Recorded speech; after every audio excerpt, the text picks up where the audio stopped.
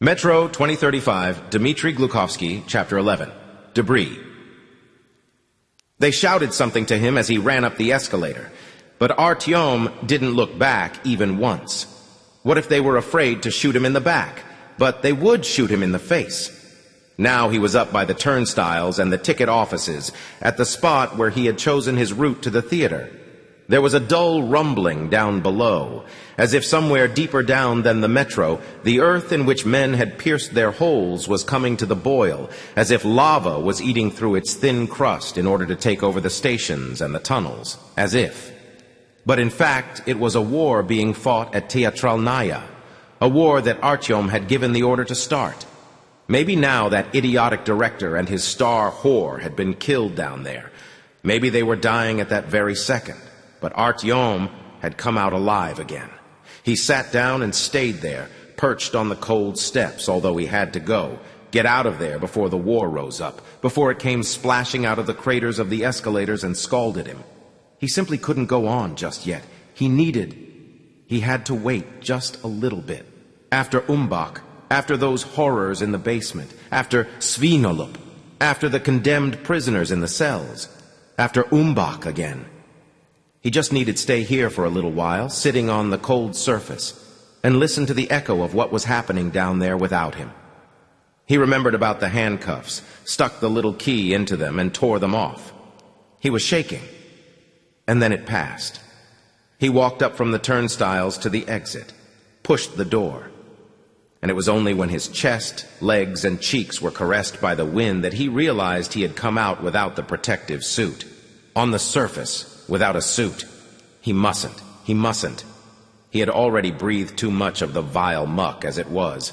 He walked round the building expecting to come across the real Fyodor Kolesnikov. The last time Fyodor had still had lots of useful things, a suit, for instance. But now there was nothing left where Fyodor had been. Something had made off with Fyodor and all his bits and pieces. And Artyom was standing on the surface of the earth in just his trousers and jacket, without any armor, naked. And he set out naked. It was a strange feeling. When was the last time he had been on the surface without a protective suit? When he was just 4 years old. When his mother was fighting her way into the metro, holding him in her arms. But he didn't remember that day. He remembered a different one. With ice cream, with ducks on a pond, with asphalt covered in colored chalk. The May breeze blew playfully into his face and tickled him behind his little knees in exactly the same way then. Or was it different?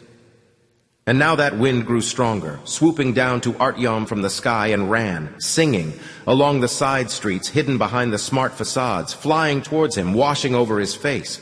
What was it carrying? Something heavy slid down inside his trousers, scratching his leg and catching on the material, clinging to Artyom the way a parasite clings to its host. Finally it fell out and jangled on the surface of the road. A black revolver. Artyom leaned down and picked it up. He scrutinized it and fingered it. A strange weapon. It seemed to be made out of lodestone. It was hard to let go of, but painful to hold. He swung his arm and tossed it in the direction of the Kremlin. And then he felt a bit easier, or started feeling easier. Shivers began running up and down his spine. He ought to run as fast as he could, sticking close to the buildings, to the restaurant where one of the 4 stalkers had cowered under a table, the one who realized he had to turn off the street and hide from his pursuers. He ought to undress the swollen man quickly, try on his stretched gear, breathe the air that he hadn't finished breathing, and gaze out at Tverskaya Street through the lenses of his gas mask. He had to survive again, to live. But Artyom just couldn't. He didn't have the right to look at the city through that spittle-smeared glass, or breathe dust through those tinned filters. For a little while now, not for long, perhaps only half an hour or 10 short minutes, living meant walking along the midnight street like this, in ordinary clothes, without any tight-fitting rubber, the way he used to walk holding his mother's hand 20 years ago, the way all people used to walk 20 years ago. Or the way 27 years ago his mother had walked, perhaps on a night just like this, perhaps even along this very street, a young and quite definitely beautiful woman, arm in arm with the still non-existent Artyom's nameless father. Who was he? What did he say to her? What would Artyom have grown up to be if his father had stayed? Artyom had gotten used to hating him because he adored his mother unquestioningly. But Sukhoi hadn't managed to graft himself onto the spot where Artyom's father had snapped off. And there hadn't been anyone else even to try. But right now, Artyom could imagine that man walking beside his mother in habitual style, taking her warm, living arm and setting off, chatting about this and that. And he breathed the way that Artyom was breathing now. Not through a pleated trunk, not even with his nose, but with his entire body, with every pore. And he listened to her, this young woman, with his entire body all at once, the way people listen right at the very beginning, when they are only just cautiously groping their way towards each other. His father was a live human being, and his mother was a live human being. Artyom realized that now. The same kind of live human beings as he was. And at this moment, he was very much alive. Only a moment ago he ought to have died. He had even seen the bullet that was destined to break off his life, and been spattered with someone else's life in proof of the fact that people really can die, and die instantly, stupidly, pointlessly. But now he was living, and he had never been more alive and more real before this moment. Something was unfolding inside Artyom, as if his heart had been clenched tight, like a fist before this. But now it was unclenching slightly. He was gradually being released. He could imagine his father walking beside his mother after all, and he didn't feel an urge to interfere, to squeeze in between them and push him away from her. Let them walk along together 27 years ago. Let them breathe the way he was breathing now. Let them take as much joy in each other as they could, and let Artyom appear in the world after all, up here on the surface. It was as if everything down there under the ground had all been delirious raving, a long typhoid delirium, viscous and clammy, and real, genuine life was only just beginning now. He believed what the wind told him, that there was something amazing up ahead. Everything that was most breathtaking was yet to come. Artyom reached the end of Tverskaya Street and carried on. Straight down the middle of the street, between the Scyllas and Charybdises of various Kremlins, palaces, and State Duma. Rollicking along, he couldn't give a damn that something might stick its head out of anywhere, lean down to him and just gobble him up. He was out strolling, simply strolling, and he also dismissed from his thoughts the men who had pursued him along Tverskaya Street, the first time a miracle had happened and they spared him. And it would happen again now. Artyom's end of the line probably wasn't here, or at Teatralnaya. This wasn't his point of destination. The government buildings, so bombastic, built for the centuries, no longer seemed like granite headstones. The wind scattered the odor of the grave. They didn't fill him with horror, but pity. There they stood in the night, empty, probably regretting that they had lived longer than all the people they were built for, like old men suffering the pain and horror of outliving their own children. Something licked his hand, then again, and now it licked his nose. Rain. It was starting to rain. It was as insidious and poisonous as the air up here on the surface. It tasted like water, but the air tasted like life, and look how many it had snuffed out.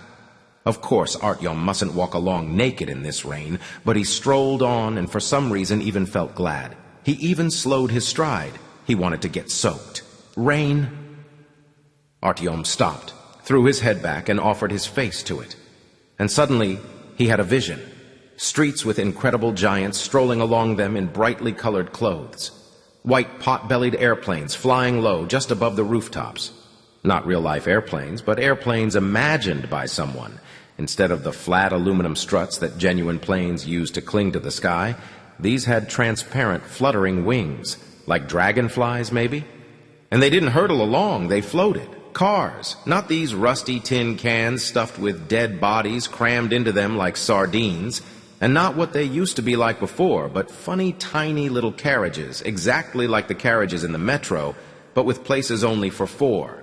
And there too, in that strange world, there was rain, warm and caressing. Where had this vision appeared to him from? Was it memory? No. This world had never existed. What then? Artyom felt a pang of anguish in his chest. He wiped the raindrops off his face. It was as if he had dreamed it, as if a fragment of a dream had surfaced into the open, inflaming his tissues at the point where it emerged. Who was it? Whose was it? Artyom froze, afraid of frightening it off. These weren't his dreams. What would he want with dreams like this? And who could possibly dream of something like that? His mother? No. This was something else. He slung his automatic behind his shoulder and held his palms out like a little dipper, and the clouds wept a little water for him. He washed his eyes with the poison to go blind on the outside and acquire sight on the inside. No, the memory wouldn't come. Strange. Artyom walked on, past the Hotel National, past the dumb, silent university faculties, past the monuments that would scarcely be remembered for even half a generation longer, past senseless towers that no longer had any meaning, past walls that no one would ever storm again, forward that way towards the great library, to what lay under it, to Polus. That word could have brought his past flooding back, but he still saw that impossible nonsense before his eyes, that beautiful absurdity. Dragonfly airplanes and giants in funny little railway carriages. He simply couldn't escape from this vision that wasn't his. Get rid of it. But what was it? Artyom used a special secret signal to ring at the gates. It was the way stalkers who were hired to plunder the great library rang when they came back from their forays.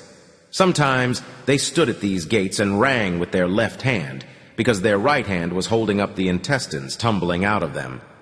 Sometimes only one out of a group could ring after dragging the others here, the wounded and the ones who had already died along the way.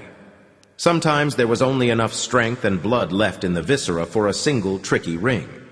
So the men at Borovitskaya station, who knew that ring, opened up immediately, and they opened up for Artyom too.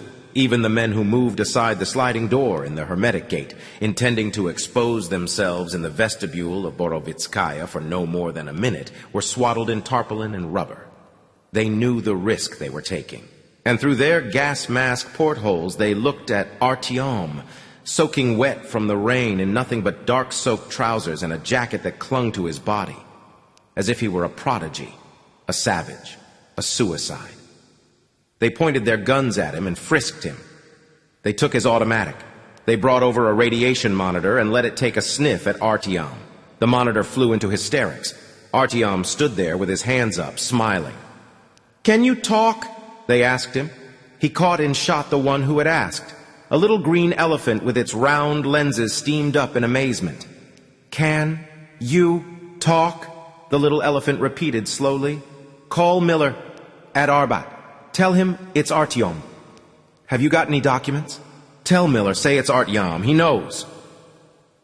And they knew Miller, like everybody here. They led Artyom inside, keeping well away from him as if he was a plague carrier. They zapped him with the jet from a fire hose nozzle and washed off all the garbage. They took off their own suits, then led him to the guardroom naked and gave him someone else's uniform. They started calling Arbat Station, keeping their eyes fixed on Artyom. "A fine old whiff you have in here," he told them. "You go to hell," muttered one of the men who had met him. "It smells fine. No smell." "You can say that again." Artyom smiled at him. "Are you drunk or what?" The one who was waiting with the phone to his ear glanced round dubiously at Artyom. Was it worth trusting him? Should they disturb Miller? Wouldn't it be best to stick this suspicious character in the slammer for the time being? But someone had already answered the call at the end of the line. "Yes, Colonel Miller, the Borovitskaya Surface Frontier Post." "I know it's late. No, this is urgent." Like that other time, thought Artyom, when he came to Polus to warn them about the Dark Ones, about the appalling threat to Exhibition Station, the whole metro, and the entire human race. Fool. That was Miller and Borovitskaya, too. It seemed like only yesterday and like a century ago. In less than 3 years since then, he had gone through more than in the previous 24. "Miller!" a voice snapped in the speaker. Artyom's frivolous mood instantly evaporated. The tension swamped him, and his guts cramped up again. What if Miller didn't acknowledge him? "We've got a weirdo here. Came down from surface with nothing on. No suit, that is. Yes. Says he's Artyom. Just Artyom. Yes, you're Artyom, Comrade Colonel. That's what he said." The voice stopped grating in the receiver, and there was a pause. What if Miller really did reject Artyom? After all, he hadn't asked him to come. He hadn't sent for him even once in the last 2 years. He hadn't even inquired how Anya was getting on. Just cut off contact. Artyom had just wasted his time waiting. "I'm busy," a spiky gear wheel rasped at the other end of the line. "Can I have the phone?" Artyom asked in desperation. The sentry reluctantly let him approach. "Sviatoslav Konstantinovich, this is Artyom, Anya's husband." "Artyom," the rusty, cracked voice repeated after him. "What have you come here for?" "Tell them to let me in, Sviatoslav Konstantinovich. I haven't got any rubber or any documents." "I've got an emergency here. I can't talk. I have to go." "Do I go back up to the surface then?" Suddenly the receiver was empty. The sentries and Artyom listened together to the hissing of silence. The same silence as for the last 2 years. Miller didn't want to answer him. The commander of the border post squeezed and released the handles of an invisible little spring-driven torch, demanding that Artyom give him back the phone. The guardroom went a little bit darker. "The emergency's at Teatralnaya, right?" Artyom asked. The voice in the phone reluctantly reawoke. "What's Teatralnaya go to do with anything? It's an explosion at Okhotny Ryad. Only one stop from Polus. I have to work out. Okhotny Ryad is chicken feed.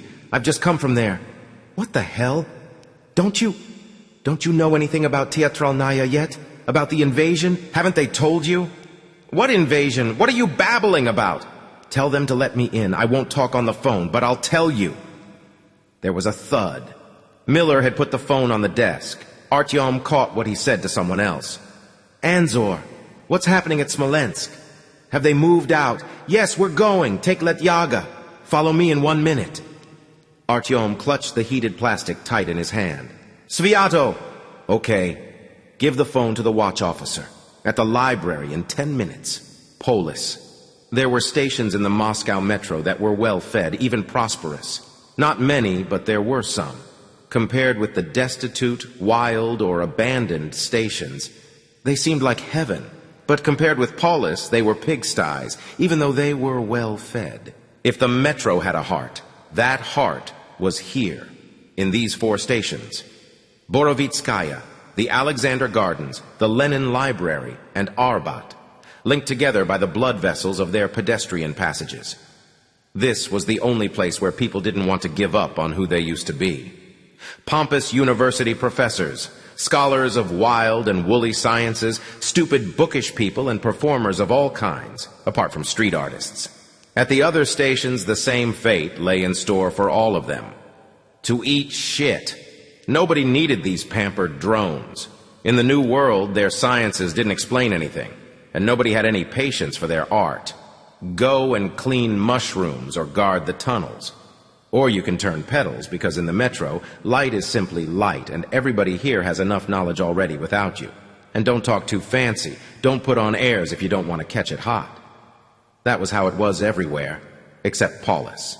But at Polus, they were actually welcomed and fed. They were allowed to feel like human beings, to take a wash and get their bumps and bruises treated. In the metro, many old words had lost their meanings and become mere shells holding decomposed nuts. Culture, for instance. The word existed, but bite it open and there was nothing but putrid, bitter mold left on your tongue. It was like that at Exhibition, and on the Red Line, and in Hansa. But not in Polus. Here, that word still had a sweet aroma to it. Here they sucked on it and gnawed on it and laid it in store by the barnful. Verily, not by mushrooms alone. The Lenin Library metro station had upper exits leading directly into the actual building of the great library that was once the Russian State Library, and so that no one could break through from there into the metro. These exits had been securely sealed off long ago. The only way to get in here now was through the vestibule of Borovitskaya. That was only a stone's throw, so Artyom and his escorts arrived at Lenin Library before Miller's 10 minutes were up. The station was really old, as if the metro builders hadn't built it themselves, but chanced upon someone's ancient sepulcher as they drove their tunnels through the clay of Moscow and then excavated it, adapting it to their own metro building needs. The hall here was unsuitable for the metro, with immensely high ceilings and wide archways. There was too much air for metro passengers. When it was built, no one worried about the thick strata of clay crushing these vaults and tearing them down. Almost all the new stations were hidden in low, narrow tunnels, inside a shell of tunnel liners, so that when the ground settled onto them, it wouldn't break their backs, so that bombs couldn't reach them from the surface. But when they built here, they had also thought about beauty, as if it could save the world.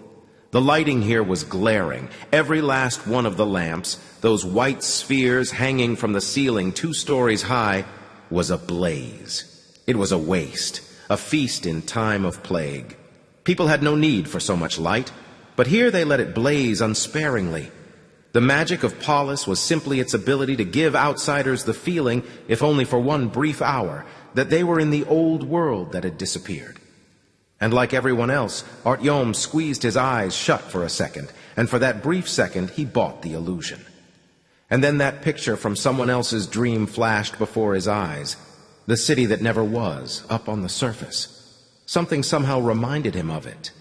He brushed it aside and swatted away the planes with dragonfly wings. Enough of that. The station was in turmoil. Unkempt little old men and old women with spectacles as thick as magnifying glasses, 40-year-old students of long-perished educational institutions, effeminate performing artists of all stripes, Brahmins in robes with books under their arms, the entire endearing mass of moribund, recondite sophistry. They were all swarming in alarm along the edge of the tracks, craning their necks to get a better look at the black square of the tunnel that led to Okhotny Ryad. But they should have been sleeping, shouldn't they? The clock showed midnight. The black square was smoking. Standing there on the border were red line sentries. All the tunnels leading up to the library and immediately beyond it were red line territory. After the war with Hansa, the Reds had exchanged Lenin Library for Revolution Square. "What is all this? What's happened down there?" The gawpers pestered the sentries. "Has something been blown up then? A terrorist attack?" "Nothing's been blown up. The situation's routine." "You're imagining things," the sentries lied, although the smoke from the black square was irritating their lungs so badly they had to lie through their coughing. "So it started then. At last their people will be free," one bespectacled individual confidently assured another, leaving the Red Army tin soldiers in peace. "We have to support them. It's our duty," exclaimed an agitated lady with a gypsy skirt draped casually over her broad backside. "I'll go and paint a poster for solidarity. Would you like to join me, Zakhar?" I knew it would happen, but so soon. "The Russian man's patience is exhausted," said an old-timer with a long beard, wagging his index finger. "There's equality for you. There's brotherhood. You see? And it's no accident that Okhotny Ryad is the first place it happens. It's all because we're next along the line. Polus. Soft power in action, so to speak. It's simply our presence here, our cultural influence, our concrete example. You can't hoist democratic values up on a bayonet and our spirit of freedom, pardon my grandiloquence. I think we have to reach out to them, open the border to refugees, organize the distribution of food," proclaimed a woman with a bouffant hairstyle and a dramatic neckline. "They're being starved to death there, so I've heard. How appalling! I'll bring some biscuits from home just in case. I just seemed to feel something when I was baking them yesterday." "There won't be any refugees here," Artyom told them all. "And there won't be any uprising. Nothing's going to happen. It'll smoke for a while and then stop." "How can you be so sure?" they asked him resentfully. Artyom shrugged. How could he explain? But they had already forgotten about him. They all turned away from the smoking square towards a little bridge that rose almost right up to the ceiling as it crossed one of the tracks. Men clad in black were pouring off that bridge in a silent avalanche. Masks on their faces, Kevlar on their chests, and burnished helmets with raised visors on their heads, and in their hands, AK-74S with silencers. "The order!" The words buzzed in the air above the people's heads and inside their heads. "The order," Artyom repeated in a whisper. His heart started pounding, and the cigarette burns that had taken the place of every letter of "If not us, then who?" started itching. As always, there was no one else. The column of men flowed over to the tunnel entrance and formed up. Artyom pushed his way closer to them, drawing his escorts along with him. He counted 50 men. That was a lot. So Miller had managed to make up for what had been lost. Artyom peered into the slits of the masks, into the eyes and tops of noses framed in black. Were any of his comrades here? He had heard Letyaga's name. What about Sam, Stiopa, Timur, Prince? But no one noticed him. They were all staring fixedly, motionless at a point in the tunnel. Miller couldn't have replaced all of them. There was no one who could take the place of men like that. Miller himself wasn't with them. This was probably the brigade from Smolensk, the Order's base that had just arrived. Now they were waiting for their commander. He was based separately at Arbat. The 10 minutes that Miller himself had set ran out. Then it was 15 minutes, and then 20. A slow wave crept along the column. Men shifted from one foot to the other and straightened their backs. They were men after all, not stone idols. He finally appeared. One man carried the wheelchair down the steps. Another two brawny characters brought down Miller himself. They sat him in the chair, adjusted his balance, and started trundling him along. He had a dappled pea jacket thrown over his shoulders, almost naturally, almost as if he was simply feeling cold. But there was only one hand, the left one, lying on his bony knees. His right arm was missing from the shoulder down. That was what the pea jacket was for. 2 years had gone by, but he still covered up the stump. He hid it. He didn't want to get used to it, as if his arm could grow back again, if only he was patient for a while. The entire formation turned on its heels in unison to face its commander. A universal spasm drew them all up to attention. Artyom realized that he was straining too, but he only realized it when the unaccustomed effort made the muscles cramp in his back. "At ease," Miller croaked to them. He had become withered and yellow. The ruddy, glowing flesh had dwindled away. The color had washed out of the hair that used to be black, streaked with white, and now it was completely gray. But when he was moved closer, it was clear that he hadn't lost any of his toughness as a result. The wrinkles and folds only delineated his features even more starkly, and his eyes hadn't faded. On the contrary, they blazed brighter than ever. Artyom moved through the crowd towards him. "Let me through! I must see the colonel!" They immediately cut him off, blocking his way with their black arms. One of the hulks in his path exclaimed in surprise, "Artyom, you?" "Letyaga." They were too embarrassed to embrace, but they winked slyly at each other. Artyom tapped his finger on a badge on his shoulder. "A Rich, blood group A, rhesus negative, the same as Artyom." Miller half-turned to look over his shoulder and recognized Artyom too. "Bring him here." "Comrade Colonel." Artyom addressed his father-in-law formally in public. His hand flew up to his temple of its own accord. "Don't salute with no hat," Miller told him. "Yes, sir." Artyom smiled at him, but Miller didn't smile back. "Report. What's happening down there? A terrorist attack? Sabotage?" "That's not the most important thing. It's at Teatralnaya." "I'm asking you about Okhotny Riyadh." "At Teatralnaya, Svyatoslav Konstantinovich. The fascists have attacked. They're taking over Teatralnaya. And the explosion, there isn't just one. There are 3. They're cutting off the red line to keep out any reinforcements." "Where did you get all this? All this about the fascists?" "I was at Teatralnaya. I got away." "Anzor!" Miller waved to his adjutant. The pea jacket slipped to one side and fell on the granite floor. People in the crowd gasped and started pointing at the stump and discussing it with relish. "Move them away!" Miller nodded angrily at the crowd. The formation instantly disintegrated, turning into a chain, and the chain formed into a circle, forcing the disgruntled gawkers farther away from Miller and the tunnel. "Damned military," the crowd muttered resentfully. "Are you sure that they want to take over the station?" Miller asked mistrustfully. "That's in contravention of the treaty. They say that if they don't take it, it will go to the Reds." "What were you doing there?" Miller looked up at Artyom, but it felt like he was looking down. Can I tell you in person? Tell you in private?" "In private?" Miller touched his sharp knee. His legs were spindly, nerveless, useless. "Tell me in private, right?" "Anzor," he said in a low, ominous voice. "We could have guessed about it for ourselves, couldn't we, About the fascists, couldn't we?" Several more men in the cordon finally recognized Artyom and turned towards him. That gave Artyom a warmer feeling. Maybe they were smiling under their masks. After all, he hadn't shown up for 2 years, but it could have been 102. If you fought alongside a man, you never forget him. He needn't have doubted. We could have, Comrade Colonel. Wait, if they cut off Okotny Ryad, Revolution Square will be left without any support too, and the only crossing between Teatralnaya and the Red Line is there, right? Yes, sir, red-haired Anzor confirmed. If all this is true... Miller spun his left wheel and turned a half-circle, pondering. If I were them, I'd snatch the square as well. This way they're one station better off, but that way it's two. That's right, Artyom realized. It would be stupid not to. Blood will be spilled anyway. Of course Dietmar will try it. The question is, are they biting off too much? Did they manage to cut off the passages? There's one they certainly didn't, Artyom replied, suddenly realizing.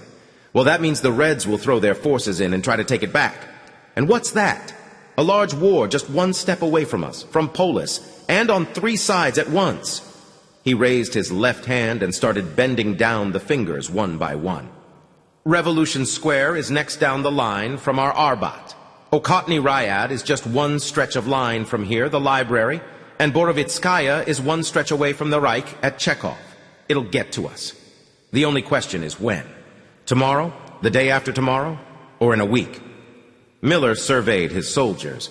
There were exactly enough of them to clear half of the platform.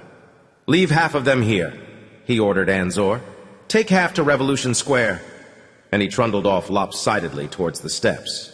Sviatoslav Konstantinovich, I need to talk to you. Come. Miller rolled on without stopping. They took him to Arbat, where the colonel had his own quarters. Along the way, they didn't talk. Artyom didn't want to talk in front of witnesses, and Miller simply didn't want to. He left Artyom in the lobby with Letyaga and locked himself away in his own office. Anzor, a stranger to both of them, ran off on some errand, and it was only then that fair-haired Letyaga gave Artyom a hug that almost crushed his bones and winked at him with a squinting eye. "How are you?" he whispered.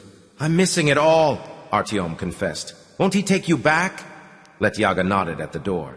"What's he being so bloody about?" "It's about Anya." "Well, after all, you did snatch away his little darling." Letyaga chuckled soundlessly and prodded Artyom in the chest, making him sway. "Do you think he raised her for varmints like you?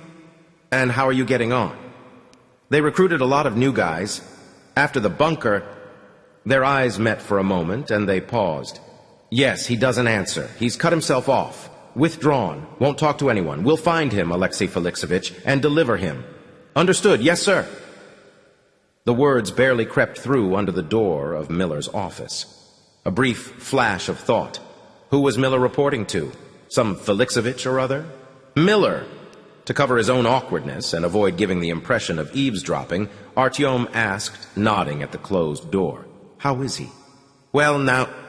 Letyaga hesitated and switched to a really soft whisper. Before he went to the library, he decided to go for a pee. And in the John, he fell off that damned wheelchair onto the floor. Of course, we were standing right there. Outside, we tried to go in and help him up. His legs are no use to him, and he's only got one arm. He yelled like fury, "Get out!" The stubborn mule spent 10 minutes on the floor before he could climb back up himself. And fuck knows how he did climb back with one arm. And also we wouldn't see him on the floor without his trousers. That's how he is. Right. Okay. But you, what brings you here? Me? Artyom looked Letyaga up and down, evaluating him. In the bunker, Letyaga had taken bullets for Artyom when he was sitting on the floor with a jammed breech block. He darted out from under cover and drew the fire. And Artyom had carried him on his back to the paramedic, like a carcass riddled with lead. The paramedic had prescribed death from loss of blood for Letyaga, but Artyom was his blood group twin, and he'd funneled off 1.5 liters of his own blood for Letyaga, and that was enough for him. They took the lead out of him in crumpled little lumps. All the bullets had flattened themselves against Letyaga's tough flesh.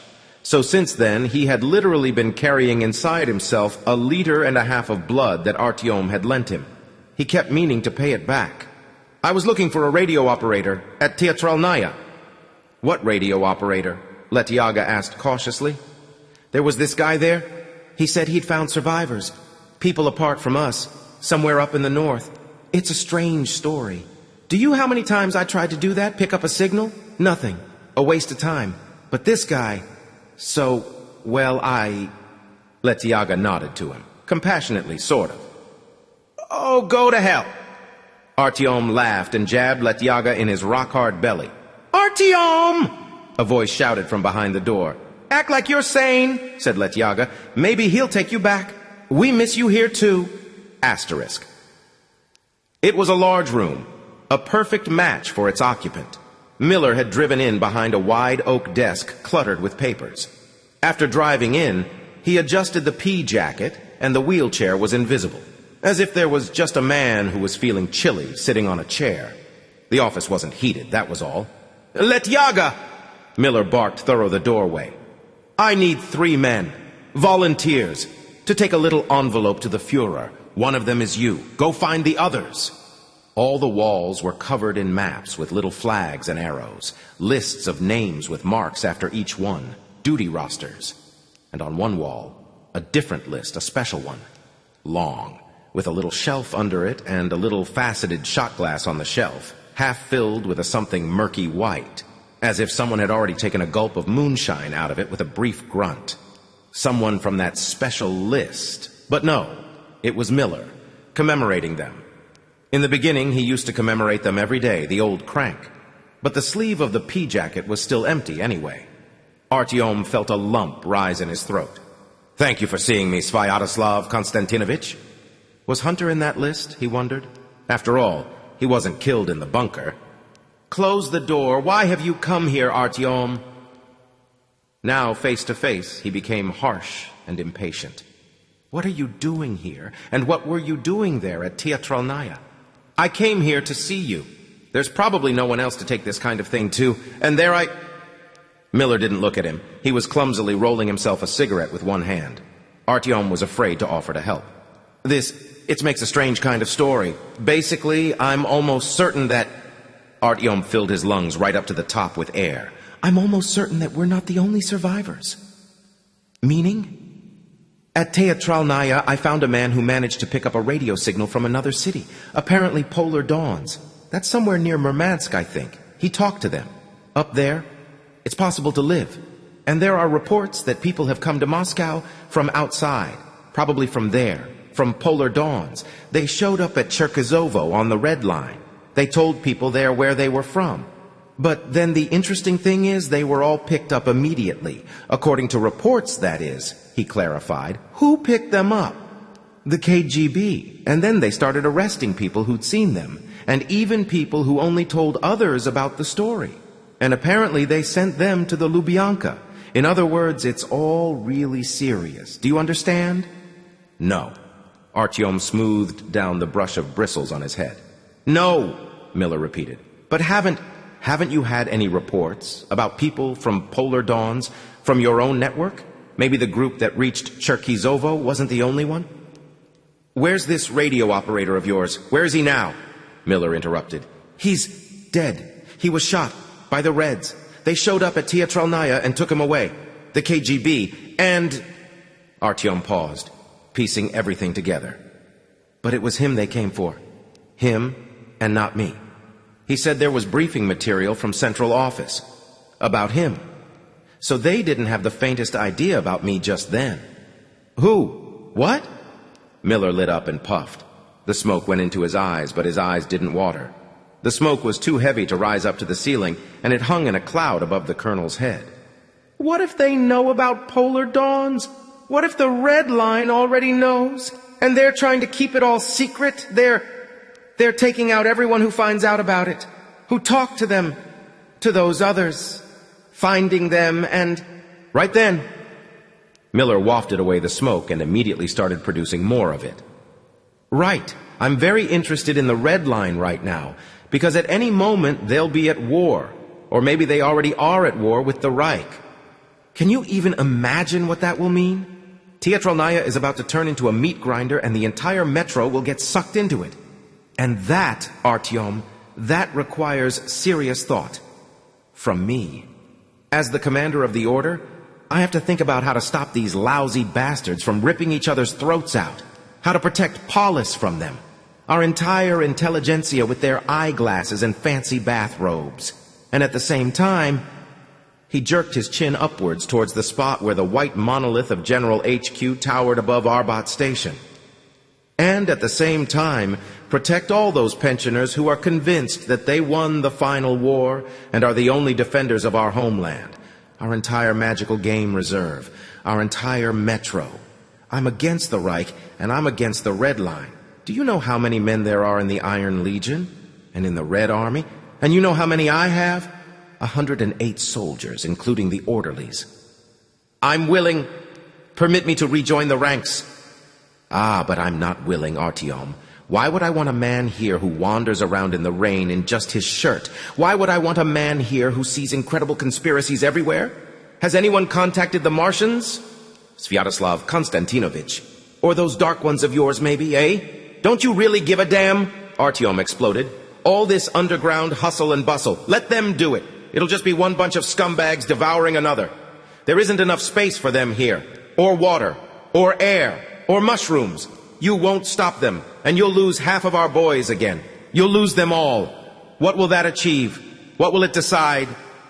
Artyom waved his hand towards the glass of vodka that the dead men hadn't finished drinking. But the boys swore an oath, and so did I. And so did you, Artyom.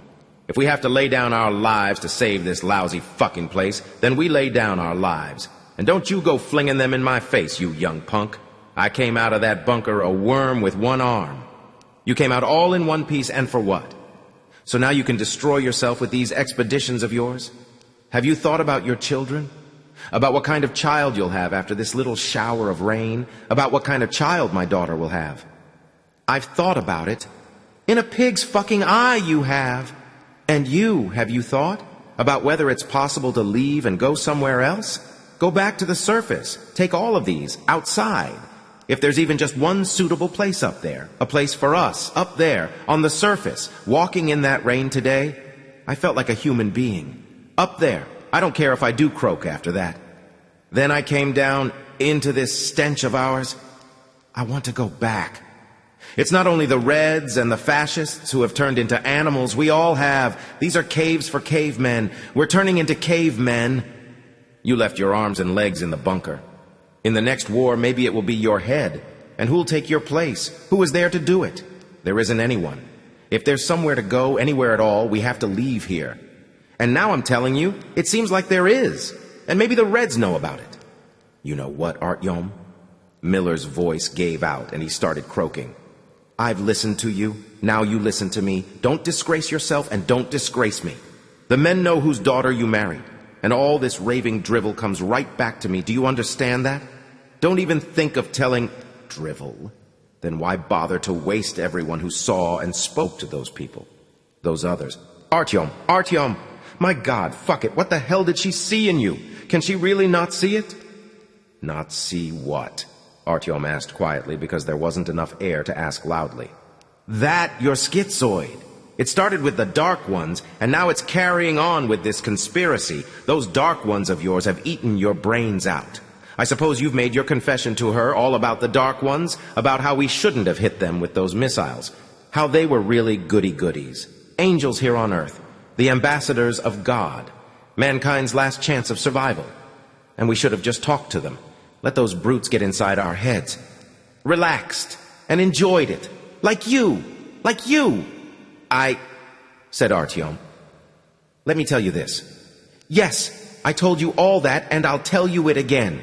When we wiped out the Dark Ones, we made the most terrible mistake we could possibly have made. I made it. I don't know about angels, but they definitely weren't demons, no matter what they looked like. And yes, they were trying to make contact with us. And yes, they did choose me, because I was the one who found them. When I was a kid, I was the first. I told you that already. And yes, they sort of adopted me, I suppose. But I resisted it. I was afraid they'd slip their hand inside me like some kind of fairground booth puppet and turn me into something, a thing of their own. Because I was a cretin and a coward. And I was such a great coward that just to make sure I wiped them out, every last one of them with those missiles of yours, Anything to avoid checking what would happen when they started talking to me. And I was such a coward, I realized I'd just exterminated a new species of rational life. And our last chance to survive. But everyone was applauding me for doing that. The women, the children, the men. They thought I'd saved them from ghouls, from monsters, the poor idiots. But I condemned them. I condemned them to stay stuck under the ground forever, until they all croak, the women and their little kids, and the kids they'll have, if they have any at all. Miller watched him coolly and dispassionately. Artyom couldn't touch his feelings with anything, neither guilt nor despair nor hope. We shouldn't have done that. Here under the ground we've simply turned into such vicious brutes that we attack everyone. We grab anyone who comes too close by the throat. The Dark Ones. They were searching for contact with us, for symbiosis with us. We could have gone back up onto the surface if we had joined together. They were made to be our salvation, sent to test us, to see if we deserved forgiveness for what we did, to the earth, to ourselves. You've already preached that sermon to me. Yes, and to your Anya. I've only told you to, no one else. All the others, even now I'm ashamed to admit it. I was a coward, and I'm still a coward. And that's a good thing, that you're a coward. At least you're still walking around free and not in a straitjacket in some madhouse, banging your head against the wall. I warned her. The fool. I said you were a raving lunatic. Just take a look at yourself in the mirror. If it was up to me... Artyom shook his head. They're gone. That's all over. But if there's another place where we can live, where people do live, then not everything's lost. And then somehow what you did to these rational friends of yours isn't so very terrible, right? Is that why you go wandering about on the surface? Is that why you have your head stuck in the empty airwaves all the time, for absolution? Clutching his cigarette in his teeth, he spun the wheel of his chair with his working left hand, trundled out deftly from behind the desk, and moved up close to Artyom. Permission to smoke? Artyom requested. You flipped out, Artyom. Do you understand that? Back there on the tower, and what you're doing now? It's all just your imagination. It's schizo stuff. No, you may not smoke. That's all, Artyom. I've got a war starting at 2 stations, and you... Go, Artyom, get out. Did you leave my daughter alone there? Yes. How is she? Okay, fine. Everything's fine with her. Artyom, I really hope she leaves you and finds herself someone who's normal. She deserves better than an obsessive psychopath who wanders about undressed on the surface. So what's the point of it all? Leave her, Artyom. Let her go. I'll forgive her. Tell her that and let her come back. I'll tell her on one condition. Miller blew out smoke and heat through his roll-up. What condition? What will you swap your wife for? The 3 men who are going to the Reich with the envelope. I want to be the 4th.